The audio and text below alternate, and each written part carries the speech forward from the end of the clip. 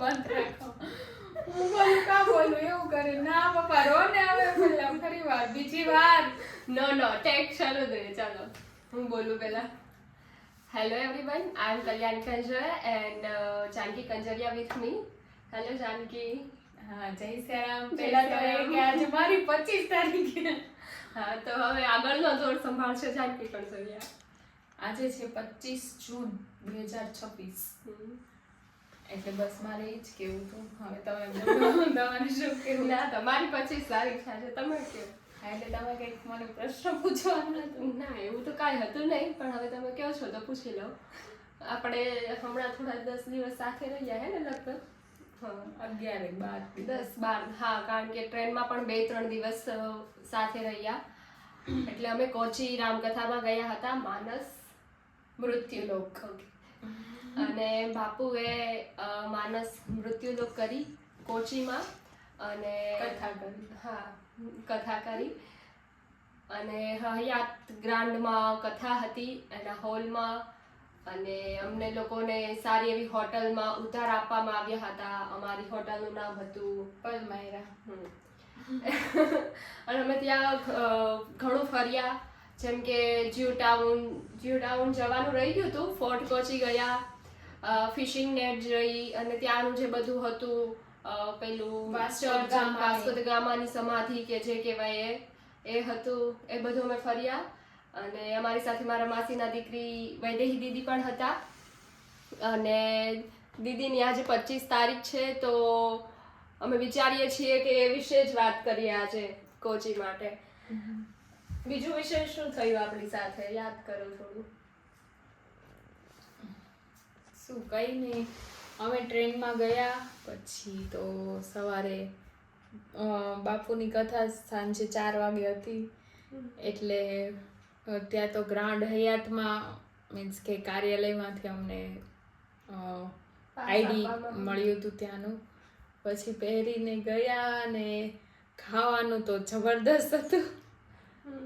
ખાવાનું ઈ સરસ હતું. બ્રેકફાસ્ટ, લંચ, ડિનર બધું જ એટલું વ્યવસ્થિત હતું. અને અત્યારની જે જનરેશન છે એને પણ ગમે એવું હતું. અને જે નોર્મલ છે બધા લોકો, બાપુ બધાને ત્યાં તત્વજ્ઞાન મીન્સ કે કથાનું થોડુંક લેવલ છે.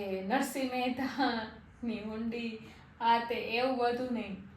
આમ થોડુંક મૃત્યુલોક ઉપર બાપુએ વાત કરી. કે જે અઘરો ટોપિક, કોકને એમ થાય મૃત્યુલોક એટલે શું, પણ ખરેખર મૃત્યુલોક એટલે પૃથ્વી. એના ઉપર આપણે, કારણ કે લોકોને લાગે છે કે મૃત્યુ એ ડરાવતી એક વસ્તુ છે, એ સ્થિતિ છે. પણ બાપુએ અમને છેલ્લે એ જ કીધું કે નિર્ભય બનો, નિર્ભય બનો, નિર્ભય બનો. એટલે કે મૃત્યુ એ ડરવાની વસ્તુ નથી. જેમ કે ભગવદ્ ગીતામાં કહ્યું છે કે મૃત્યુ એ પણ કૃષ્ણ જ છે અને જન્મ એ પણ કૃષ્ણ જ છે. તો મૃત્યુ આવે તો એને સ્વીકારો. બાપુએ કીધું કે અમારી જે સાધુ પરંપરા છે એમાં તો મૃત્યુને આવકારવામાં આવે છે બધા આનંદથી, હસી ખુશીથી. એટલે કે કોઈ રોતું નથી વિદાય સમયે, કારણ કે એ લોકો સમજે છે કે કૃષ્ણ આપણા ઘરે આવ્યા છે. તો બાપુ પણ ઈચ્છે છે કે એમના જે શ્રોતાઓ છે એ પણ મૃત્યુથી ના ડરે.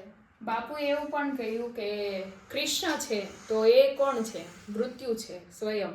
રામ છે તો એનું તે મને તો યાદ નથી, દ્રષ્ટાંત આપીને બાપુએ કીધું એ પણ મૃત્યુ છે. મહાદેવ પણ મૃત્યુ છે. એટલે આ ત્રણેયમાં મૃત્યુ જ છે. તો તમે ભગવાનને આમ સ્વીકારો કે આમ સ્વીકારો, ત્રણેય મૃત્યુ જ છે. અને પેલી વાત તો એ કે બાપુ સાધુ છે. સાધુ છે એટલે એની પરંપરામાં આ બધું ચાલે જ છે અને બાપુ સ્વીકારે છે. મૃત્યુ મહોત્સવ છે એવું પણ બાપુએ કહેલું, બરોબર. પરંતુ મને એમ થાય કે બાપુના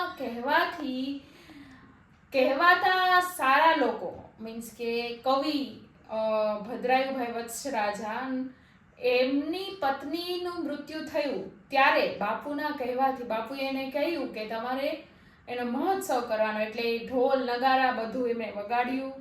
પછી બધાને એમ કીધું કોઈ વ્હાઈટ કપડાં પહેરીને નહીં આવતા, બધા રંગબેરંગી કપડાં પહેરીને. બાપુ કે જો હું ગયો હોત, હું તો કથામાં હતો, બાકી તોય મારે રંગબેરંગી કપડાં પહેરીને ત્યાં જવું પડે.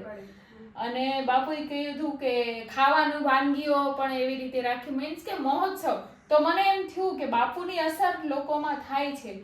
આવા મોટા વ્યક્તિ બાપુને, પછી એને બાપુ સાથે બાપુએ વાત કરી. બાપુ કીધું, બાપુ કે મને બહુ ગમ્યું એમની વાઈફનું, ખુદની એમની વાઈફનું એવું થયું કે એટલે મૃત્યુને બાપુ કે લાગણી તો બધાને હોય, બધાને અંદરથી તો સંવેદના થાય જ તે, પણ તમે એને કેમ ન સ્વીકારો કે એક ભગવાન આવ્યા એમ.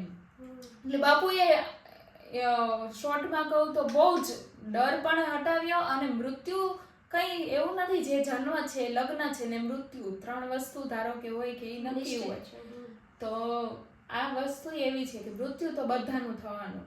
એટલે બાપુએ એ 9 દિવસનો સાર એ જ છે કે તમે નિર્ભય બનો, એને એક્સેપ્ટ કરો અને સારી રીતે એક્સેપ્ટ કરો. આ વસ્તુ અમને 9 દિવસમાં જાણવા મળી. અને પ્લસ સાંજની જે પ્રેમ સભા કરે છે એ પણ બહુ સારી રહી. બહુ 3 દિવસ બાપુ લેટ સુધી બેસતા હતા અને બધું ફ્લોલી સરસ રીતે ચાલ્યું. અને એકવાર તો બાપુ પણ વચ્ચે બોલ્યા, એ વિશેષ આનંદ આવ્યો અમને, કારણ કે એવું રેરલી ક્યારેક જ બાપુ એવું કીધું, સૌરભ શાહ, ભદ્રાયુ વચ્છરાજ ને એ બધા બાપુ વિશે બોલતા, બાપુ કે ખરેખર હું આટલો સારો છું. બાપુ એવું બધું બોલ્યા હતા, બહુ મજા આવી કે ગમે એમ કે કોઈ બોલે, આપણે ખોટું એમ નહીં કે ના ભાઈ હું બાપુ કે છે કે ફક્ત આપણું જે ખરાબ છે એ જ નહીં, ગુણ સંકીર્તન કરતા પણ શીખો, એટલે કે જે સાચું છે એ સ્વીકારવું જોઈએ. અને ટીનાભાઈના જે મનોરથી હતા ટીનાભાઈ, એ લોકોએ પણ થોડું નાટક, પછી લુંગી ડાન્સ પર ડાન્સ કર્યો, તો એ પણ એક અલગ મોમેન્ટ હતી, કારણ કે એવું ઓછું થાય છે, કારણ કે મનોરથી હોય એ એવી રીતે એક્ટિવ બને સાંજની સભામાં, તો એ પણ એક અલગ અનુભવ થયો. અને જમવાનું પણ સરસ હતું. અને એક બીજું એ પણ યાદ આવે મને અત્યારે કે અમે ફરવા ગયેલા બીચ પર, તો ત્યાંથી અમને કાચબો મળી આવ્યો. હા, એ યાદ રહેશે. અમે જ્યારે મારા માસીના ઘરે જાશું તો ત્યાં કાચબો હતો, મીન્સ કે આવડો અમથો તે, તો વૈદે કે આ તો આપણે લઈ લઈએ. મારી માસીની છોકરી તો એને તરત માસીને ફોન કર્યો, કાચબો માળો લઈ આવ, તો કે આ લેતી આવી. એટલે અમે કાચબો લઈને આવ્યા. એ રીતે અમારી સાથે કનેક્ટેડ હોય. કાકડી ગોતી, એને માટે બાસ્કેટ ગોઈતું, એને રાખ્યો, અને બધું સિક્યુરિટી આ તે યતમાંય તે સિક્યુરિટી હતી, છેલ્લે અમે લઈ ગયા. પણ મજા આવી. કાચબો અમારી માટે યાદી રહી જશે. એટલે અને અમારી ફર્સ્ટ ટ્રીપ હતી જ્યારે અમે 3 મીન્સ કે અમે સિસ્ટર્સ એકલા ગયા, મારા મમ્મી પપ્પાની બેના, અમે, હું, દીદી અને વૈદેહી દીદી. તો અમારી માટે એક નવો એક્સપિરિયન્સ, અને specially thank you mummy papa કે અમને આવી ફ્રીડમ આપી તમે, અને અમે કથામાં ગયા, એન્જોય કરી. અને હજી પણ અમે એવું વિચારીએ છીએ કે મીન્સ આ અમે ફ્રીડમ અમને મળી છે, તો અમે એનો બાપુની કથામાં હવે કાલે અમે જવાના છીએ. અને બાપુને પણ બાપુ ઘણીવાર તો મને શું ફીલ થાય કે હું જ્યારે કઈ કથામાં જાઉં છું ને, તો મને કઈ એવું નથી થતું કે કોઈ બીજી જગ્યાએ જાઉં છું. મને મનમાં એક જ વિચાર આવે છે કે હું ઘરેથી નીકળું છું અને ઘરે જાઉં છું, મારા બાપના ઘરેથી નીકળું છું ને મારા બાપના ઘરે પહોંચું. અને મેં પણ બાપુને પણ કહ્યું કે હું સાસરે ગઈ એટલે લોકો કેટલા 15-20 દિવસ આંટો આવતા હોય છે, તો એ મારું પિયર જ છે. એટલે હું બાપુને ત્યાં જઈ આવી તો એટલા દિવસ મારા ગણાના. હમણાં ભીમ 11ના લીધે આજે આવી છું, અને એવું લાગશે 2-3 દિવસ પછી પાછી રોકાઈશ. અને કાલે પાછું અમારી પાસે દિવસ છે, તો તલગાજડા અમે પહોંચી જશું. બાપુ છે એટલે ત્યાં દર્શન કરવા કાલે અમે જવાના. મમતાબેન હમણાં આવી રહી છે, અને એનો પણ સેલેરી આવી છે, તો કાલે બાપુને અર્પણ કરવા માંગે છે. તો એ પણ કાલનો પણ એક અલગ દિવસ હશે અમારા માટે, કારણ કે નોર્મલી તો અમે દરેક દિવસે બાપુના દર્શન કરવા જતા હોઈએ છીએ, પણ કાલે આ પણ એક થશે તો મજા આવશે. બાપુ પાસે જઈએ એટલે બધું જ ભૂલાય, મીન્સ કે આમ કંઈક અનુભૂતિ જ અલગ હોય, ઈ સમય જ અલગ હોય જે આપણે અત્યારે નથી અનુભવતા હોતા. એવું કથામાં મજા જ આવે. બસ. જય શ્રી રામ.